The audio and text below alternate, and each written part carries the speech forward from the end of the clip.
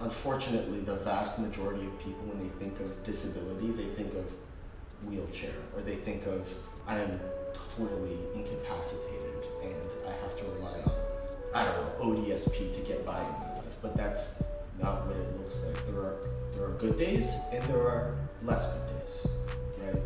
And then there's even bad days sometimes.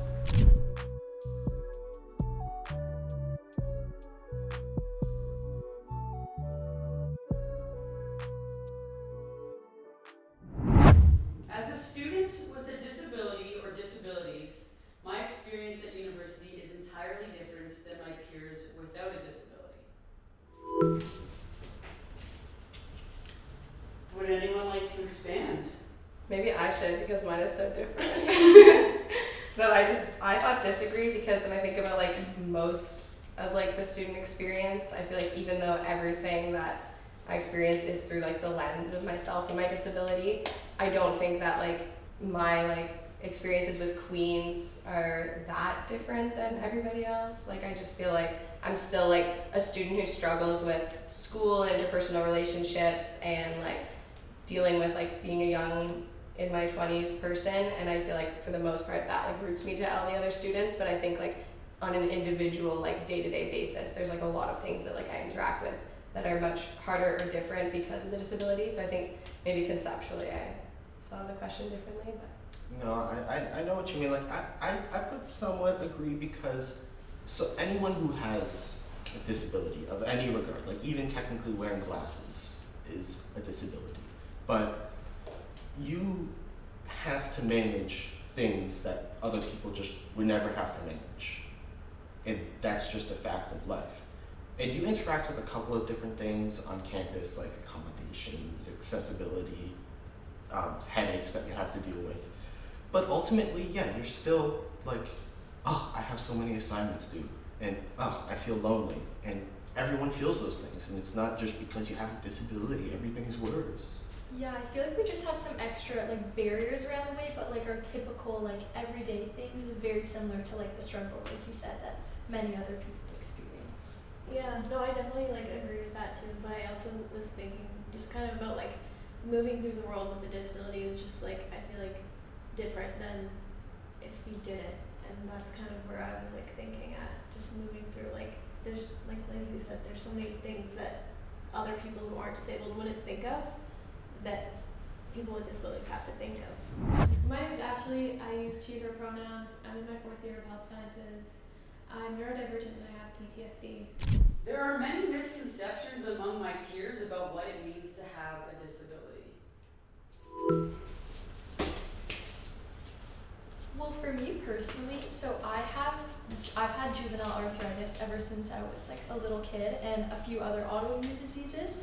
And so I feel like typically when you look at someone with like a physical disability, you think of someone in a wheelchair or someone with some sort of assistive device.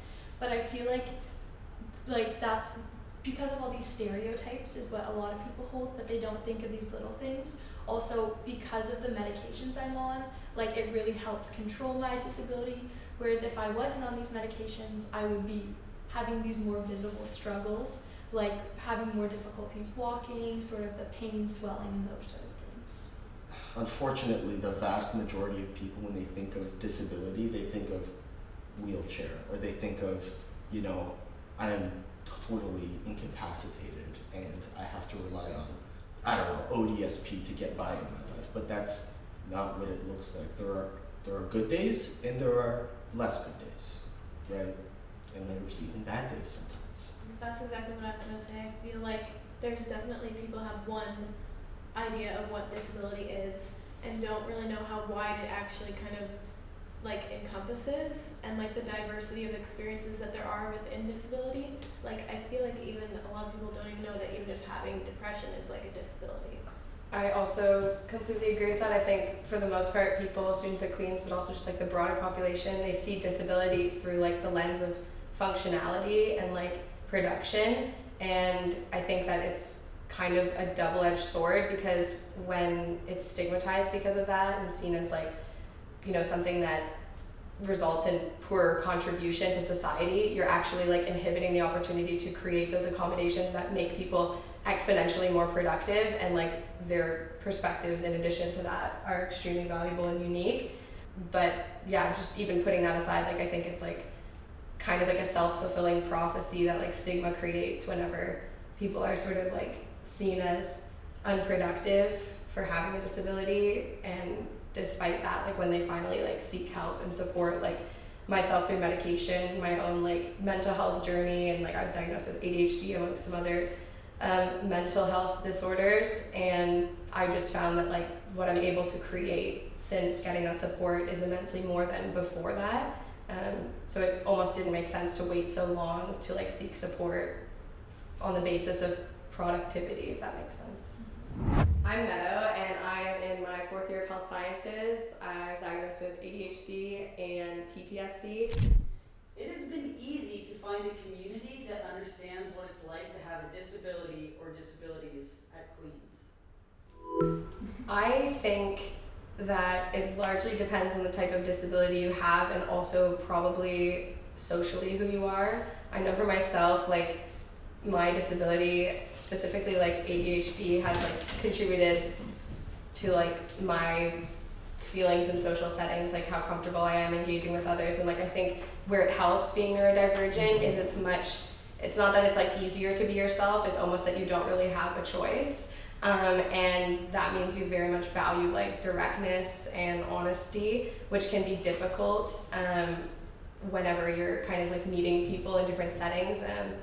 However, like I've found a lot of like belonging and community in like various like clubs I'm a part of, and like theater groups and stuff. And I think like meeting people like you is like a thing that I'm maybe almost actually better at because of my disability. So for that reason, I would somewhat agree that it's easier to meet people, but I think that's in the context of my specific circumstances, and like being someone who's a bit more straightforward. I really agree with that because that's similar to my experience. I was diagnosed with neurodivergent quite late in my university career, and that was largely due to the people I was around, and they're like, oh, that's similar to my experience. And I was like, I wonder, like, let's look into that. And it turns out that I had a similar disability to them. And so I was just really lucky in that regard that I found my community in that way, and they were able to, and they were able to like help me out and get the support that I needed. My name's Sashun, and I use she, her pronouns. I'm in my 5th year of chemistry with a French studies minor, and I have been diagnosed with ADHD, depression, and ulcerative colitis. I see where, like, I agree with everything what people have said. We're getting better as time goes on at having specific communities for equity or groups, but it's still not usually the forefront of everybody's mind. You know, like statistically, 1 or 2 of the 5 people you meet in your life will have a disability. So where are you guys all hiding? You know, it's just that people don't want to come out and say something about it because they feel different. Hi, my name is Steve. I'm in my 3rd year of health studies. I have an acquired disability. I was in a motorcycle accident when I was 16. I broke my femur, I broke my wrist, like practically all of my skull is made out of metal. I was in the hospital for quite a long time, but ultimately I made it out on top. I like to think I look better than the bike did. And like having like as someone with an invisible disability, I feel like it's hard to find other people just because you can't look at me and be like, oh, she has a disability, like there's not that sort of connection. But when I do like am open about it, when I come close with friends, they're always so supportive, even if they don't have a disability themselves. But when they do, we're like, even if they're completely different, we have like similar experiences with some of the kind of battles that we endure together.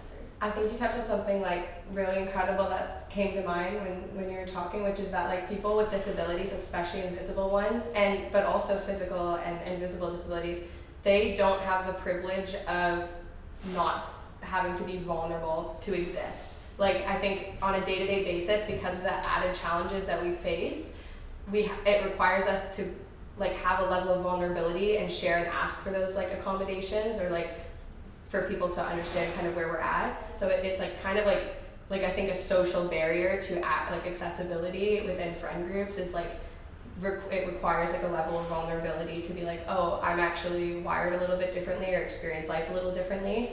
How can we like together sort of like exist and make this work? Does that like, I don't know if that resonates with you, but that's kind of like what you made me think of. It's more of a burden to explain my disability or disabilities to others than to actually live with my disability or disabilities. I think it is very hard to explain my, especially like my PTSD. I think that's like very, very hard to explain because it's from a kind of niche like event. But no matter how hard that is to explain to people, I don't think there's anything that could measure up to the experience of living through like flashbacks and everything that comes with, I guess, living with PTSD. You may have noticed in mine I put it depends.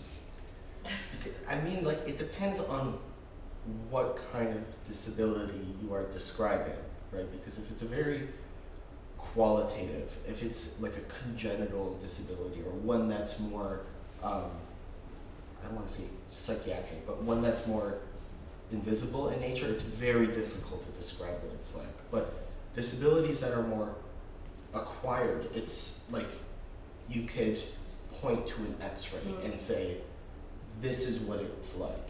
Or you could describe like, the pain is like if someone whacked my knee with a baseball bat, but you just had to keep walking. It paints a picture, but it's nowhere near what it's actually like. I feel like it could also be more difficult to disclose with others, also depending on the disabilities, also with the aspect of like some people are going to have a lot of stigma associated when they are labeled by their disability, whereas if you're not labeled and just seen as who you are this entire time, like you're the same person you always are. Hi, my name is Maya. I am a third-year psychology student, and I have been diagnosed with rheumatoid arthritis ever since I was 3 years old. And then I also have 2 other additional autoimmune diseases. Being in the age of social media has made it a little easier for myself to disclose the disability that I have. Like, neurodivergence is a little more talked about, and I also have like ulcerative colitis, so there's that aspect of like, oh, like my stomach hurts, so I'm not gonna eat this today, and it has been a little bit easier to disclose that aspect of living with invisible disability, whereas I feel like, you know, older generations maybe didn't have that that level of like general knowledge of in the public. Yeah, understanding Yeah. what it all meant. Yeah, that's so true. And also, like, the thing that you said, that it depends, I feel like for something like ADHD, it's like, for me personally, it's very easy to disclose that I have ADHD. But it's harder to disclose something where you have to explain yourself a bit more. And like, even like, if I disclose ADHD, people are going to get kind of an impression of what it's like to live with ADHD based off of what they know about ADHD, but I feel like a lot of people don't actually understand the real daily life of someone with ADHD and like the emotional impacts that come with ADHD and like just the functional impacts and everything that comes with it. I don't know if that makes sense. No. It does make sense. I think the more that society like understands like multiple contexts of like where things can exist, like where different disabilities can actually be, like just for instance like neurodivergency in women is now like only really starting to be attempted to be understood. Like we are so not even close to scraping the surface, but we're realizing how many people are underdiagnosed. And I think people associate like historically certain neurodivergencies with like groups of people, and now because that's like being opened up, it's a little bit easier. And I completely agree, like with ADHD it's much easier to talk about that. And then like also on the ADHD thing, like you don't, like you have to explain also that like, oh, like sometimes I can't even like go and make myself a meal, but people don't think of that like when you say that you have ADHD. I don't know if that makes sense. Yeah. No, it does to me. Yeah. There are things I wish everyone inherently knew about what it's like to live with my disability or disabilities. I'm like being purposely controversial on this one, I think. It might be a hot take, but like for myself and my personal disabilities, I want people to like ask, and I know that's not everybody's position on this, but I feel like the root of like equity work and the root of like accessibility work is like actually connecting with people and having like conversations about what people's needs are and normalizing that, like just the way that we're supposed to like normalize consent in like casual settings, like normalize providing people like the opportunity to be different and like in a social way, in a like institutional way. I think where the issue comes in is like, do you care enough to learn about other people's experiences? If yes, and hopefully yes, what can you do about it? And I think a lot of that is like self-learning, but it's not inherent. That's a good. It's a hot take. Really good. No, I like Okay. your point. So, I have my disabilities are acquired. I was in a wicked accident when I was 16, so it's. I completely agree with you. Like, it would go a much further way if people were able to sensitively ask more specifically about certain aspects. But since I have all these like very medically, empirically defined limitations, it would be nice if people knew that you just sometimes like, this is my limit and this is where it is. You ask more than that, you're gonna get marginal returns. You're like respecting boundaries. Yeah. Without requiring explanation. Yeah. Like curiosity is great, but not like like somebody shouldn't deserve to know why we have PTSD. Yeah. Because we deal with it on a day-to-day level, but that is not day-to-day information. Yeah. And so like understanding that like sometimes it's just like no is no, but also like still being curious, like that would be really valuable for the student body and people around me. I agree with what you mean. Like, I wish people could know, like, the limit sort of thing. Like, with me and my pain, like, it's very hard to describe, like, what it is when I'm feeling it, because it's not, like, a constant pain. It's, like, an overuse because of, like, having my disability for so long. So, like, when I'm walking for too long, it's not like I'm in so much pain that I need to stop, but it's, like, every step. I feel like how I describe it is like you're like an old person, like you're an 80-year-old and you're trying to take that step and it's just that much harder to do. It's not necessarily like a sharp pain or anything, but it's just I have to put that much more effort into the step, like by the end of it if I've been walking for an hour, like that sort of thing. Like I wish people could sort of understand that, but it's a difficult thing. Like only I've experienced that, but yeah. I think as I was like touching on earlier with ADHD, I wish people could understand the executive dysfunction piece better, because I feel like people don't really understand that. I think it's definitely like a thing of like, oh, that person is just like lazy. That's like obviously like a really big stereotype. But it is like disabling when it's like you can't like make yourself meals, or like you can't take care of yourself at some points. Like I wish people just like kind of knew that about, I guess that's specific to ADHD. It's like tunnel vision. Yeah. I've also had like some experiences socially with people that like I care about and trust, and like who, regardless of any like label that I use or anyone else might use, like accept me for who I am, and including all of this stuff. But specifically to like ADHD, there've been like moments where like someone has like asked me what I would do in a certain circumstance or situation, and they were just sort of explaining like, oh, like you know how like in the morning like even if you slept in, like you'd still like brush your teeth. And it's like, yeah, I would, but like it's like not that easy in my brain. Like there are so many like reasons why I shouldn't, because I slept in, like what's the point? And like so many like layers of it that I didn't realize other people don't face. Or like even like just like walking across a bridge, which like this is crazy, but like my entire life until like a month ago I thought everyone felt this way. Like when you walk over a bridge, like over water or whatever, that like you like I would like cover my like phone because I'm like, oh, like in case I like accidentally take my phone out and whip it into the water. And I'm like, everybody feels that way when they're on a bridge because it's a bridge. And they're like, no, like not in the slightest. And I'm like, interesting, okay, cool, sick, awesome. I feel that.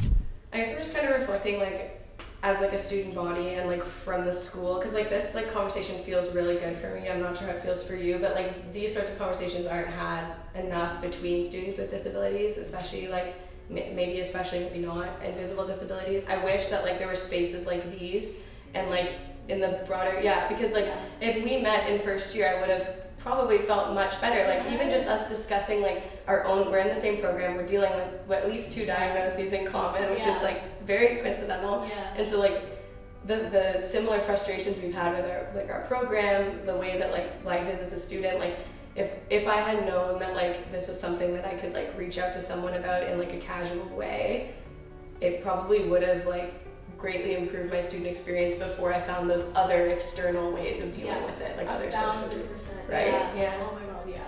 My 2 cents is that having a disability is just the way it is. Be nice to your friends who have a disability, and sometimes plans change, and it's not the end of the world.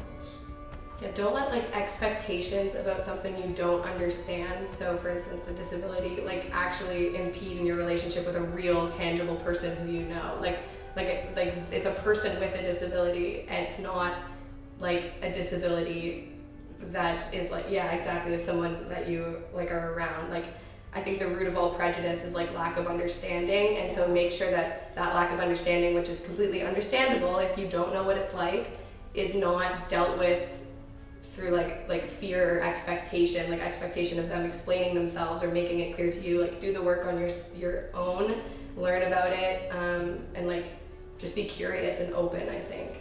It's never too late to learn. No.